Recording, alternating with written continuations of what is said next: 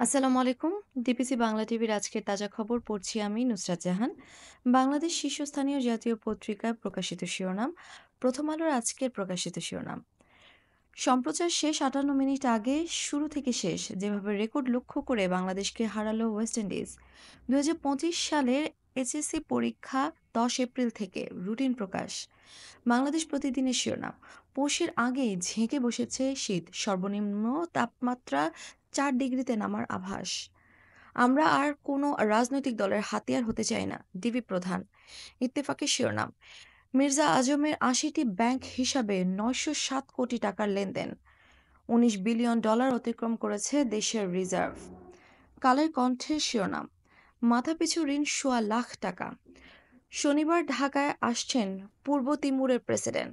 নয়াদিগন্তের শিরোনাম, শিক্ষার্থীরা রাজনৈতিক দল করলে ভোট দেবেন ৪০% মানুষ, জরিপ। ভারতীয় গণমাধ্যমে বাংলাদেশ বিরোধী অপপ্রচারে ৫৩ নাগরিকের উদ্বেগ।